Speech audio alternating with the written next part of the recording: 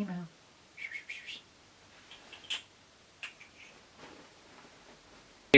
Greetings internet peopleoids, Darkly Dave here again.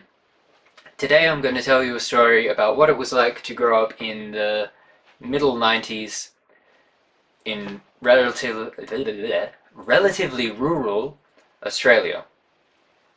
It's sort of a country town, but we link on to other country towns, so it's sort of this conglomerate thingy. Anyway, this was a time when men were men, women were women, and small furry things tried to kill you because we live in a ridiculous country and the animals are seriously fucked up. And some of the plants. There's a lot of things in this country that want to kill you. In the 90s this included skinheads if you were even slightly strange, although you don't see them much anymore. You get what they call lads, the chavs to all intents and purposes, bogans. Anyway, growing up in the mid-90s, not a lot was talked about as far as sexuality went, especially not when I was about 8, which was when I kind of figured out that I was not as other girls were. And a big thing of this was it wasn't talked about because you might make them gay. Oh my god. Yeah, it didn't work. And another big thing was boys play with boys' toys and girls play with girls' toys. These are the gender roles and everyone will stick to them.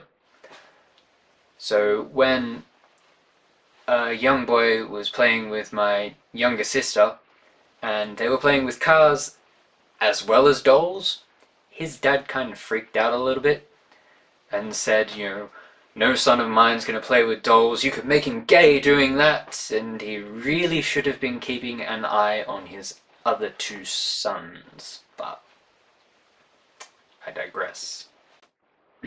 One thing growing up in a rural area, we're surrounded by bushland, which gives one plenty of places to hide and to help the apparently straight boys work out where they sit on the spectrum. So yeah, that was a thing that happened a few times.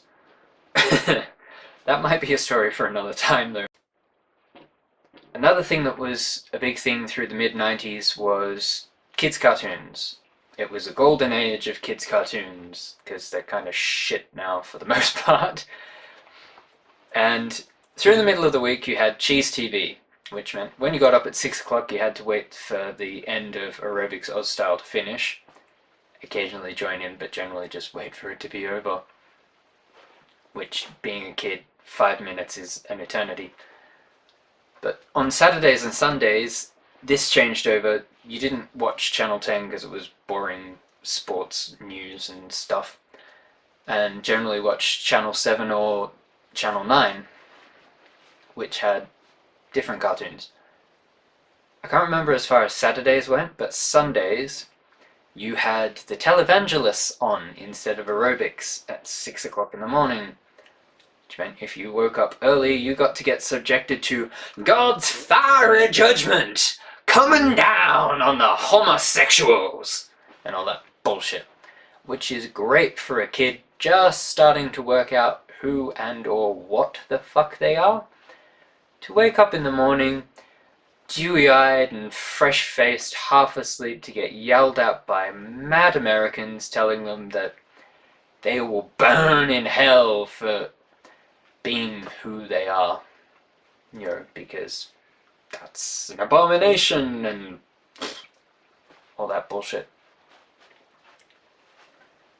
Like I said, growing up in the 90s, sexuality wasn't really talked about. As far as when we got older and we got to have sex ed classes in year 6, so we would have been 11 or 12, well, it wasn't that much of an education. We watched a BBC documentary called The Human Body, which I'd seen years ago because it was on TV, so I already knew all of that, and my parents were intelligent enough, I want to say. Not free thinking, that's kind of the wrong word, but we'll go with that, to let me have access to different encyclopedias and stuff where I just looked up the information myself. So I kind of already knew everything they told us, because they didn't really teach us anything beyond what are condoms for, nocturnal emissions, general sex ed stuff. What we didn't get taught about to any degree was anything to do with LGBT issues, in as far as sex education would have that in the curriculum. Nothing about transgenderism or gender dysphoria, any of that. So we had to find everything out by ourselves, and this was kind of before Google. Okay, so looking up information was a bit more of a hassle. You had to either know exactly where you were going or use, what was it, Ask Jeeves. Jeeves wasn't very helpful, no. And because all the computers were locked, as far as search terms went, you couldn't look up a great deal. So encyclopedias were kind of your lot, and they weren't very helpful. Another thing that happened within recent memory of this period was the horrific outbreak of AIDS and HIV that took so many lives. And the reaction time was appalling. But because of this, we did get taught about HIV and AIDS in PD Health in high school. I don't remember being told about it in primary school beyond it being listed and incurable, I think. But I can't really remember that much from it. It was useless. So we just sat around and watched documentaries. But the thing with the PD Health one, they told us anal intercourse was the most hazardous, but beyond that, nothing. Not a single thing was mentioned about it. Oral sex was very lightly touched on. I think they'd figured that we'd already educated ourselves with porn, which is not helpful. Really, it gives you all sorts of ideas that are just not how reality works. But there you go. So, I grew up knowing that I liked guys and girls, and had no idea whether anyone else did, whether I was just another freak. I was already a freak at school, so hey, let's add that into the mix. And turns out there was a few of us at school. But because no one talked about it, no one knew. Well, there was a couple of them that were pretty obvious, but not until high school, really. Because when you're 12, this is not that big a difference, really. You're all squeaky. Squeaky little children that run around a lot and make a lot of noise. But as far as gender interests go, it wasn't that big a deal. Though people made it out to be a big deal,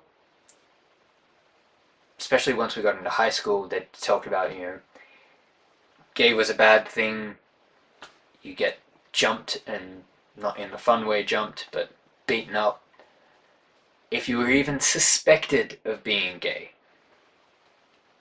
And the fun thing about bullies is they tend to gang up on you.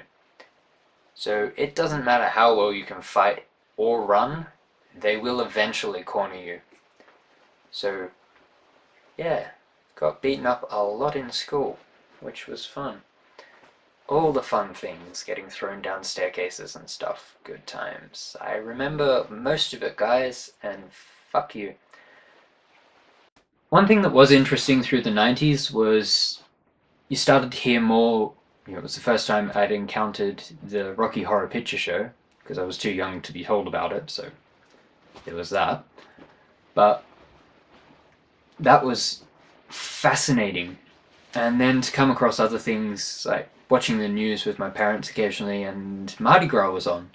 And that blew my mind to see all these people, so much color and vibrancy going on, and people were genuinely having a good time about themselves. It was awesome to see, and terrifying at the same time because I don't do crowds. But another big thing was speculations about the sexualities of celebrities that's been going on as long as there's been celebrity culture. And one of them was Ricky Martin. Another one during the early 2000s was Ian Thorpe. Everybody knew about Prince and Bowie and etc, etc, etc. Another thing that happened in 2003 was the change of age of consent for males having sex with males from 18 to 16, making it on par with straights and lesbians, because for some reason the gays had to have the different one but lesbians didn't. I don't fucking know. It was weird conservative stuff. I don't even get involved with it anymore, or at all, because my family has never been very well, it's a little bit conservative sometimes. I think we'll cut that bit. A lot of celebrities started to come out through from the 80s, carrying on through the 90s and 2000s to nowadays, where there's heaps and heaps of people coming out all the time, which is awesome. But when I was younger, again, wasn't talked about. You didn't really know who was and who wasn't, except for the lead singer of Savage Garden, who was definitely one of us. There was no bones about that one. And that was awesome music, so thanks. Thank you. You were a large portion of the soundtrack to my young life, along with the Eurythmics and other bands that possibly explain a great deal. Also encountered things like the Rocky Horror Picture Show and Priscilla, Queen of the Desert and things like that. But growing up, I grew up with movies like In and Out with Kevin Kline and The Birdcage with Nathan Lane and sadly departed Robin Williams. So within my family, I did have a decent sort of exposure to some elements of LGBT culture, even if they were mostly comedies. I did have at least one queer relative, though again, it wasn't talked about that much. Like, it just wasn't discussed. It wasn't the done thing. Whatever. So, didn't really have much to go on there. So suffice to say, it's gotten a lot better. It's still not some utopian dream. It's going to be a long time before anything like that happens, but there's so much more information, and with the internet you can look up so much more, which can be a bad thing as well with some of the stuff that's out there. But for the most part, if people are sensible about it, it's really helpful. And then you've got all the YouTubers who've been making videos for years now. People like Will and RJ, Davey Wavy, Tyler Oakley, and then younger ones like Connor Manning, Callum McSwiggan, Rolly and Gasha, Electra Snow, and so many more that I don't have time to name all of them. And they're awesome people who've helped so many people, including me. A few of them helped me come out 2 years ago now, which is crazy to think about, that it's been 2 years.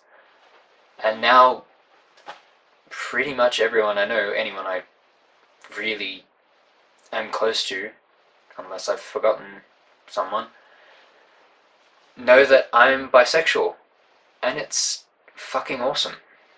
It's occasionally a little hard with parents and close family members because they grew up in a different time they do still have the occasional slip up with language, like saying that such and such is a lifestyle choice and things like that, but I know it's not intended to be nasty.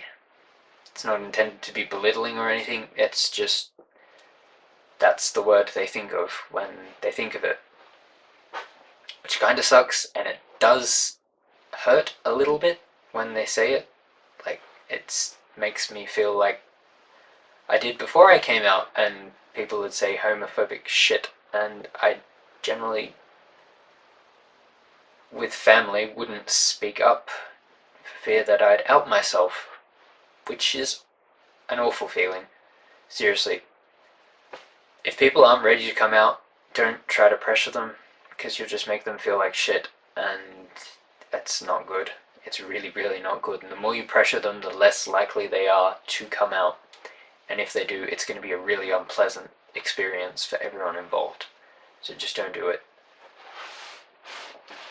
So yeah, now I'm out. It's 2016. It's getting a bit better. We don't have marriage equality yet, but all the signs are there that it's probably going to happen this year. I really, really hope it happens this year, because it's been a wait for far too long. And Queensland's talking about repealing the gay panic laws. I think they're the only state left that hasn't, but that's because Queensland's kind of like the Bible Belt of Australia. It's a little bit backward. No offense to the people that live in Queensland, most of you are really, really nice people, but there's some fucking nutters living there. And there's fucking, I mean, we had Ivan Milat not that far away. Far enough, but yeah. So hopefully that changes soon, and they can repeal that ridiculous law, because that killed a lot of people. Just saying. Lots and lots of people. It used to be a pastime in the 70s and 80s to go gay bashing. Literally going to gang bash the gays.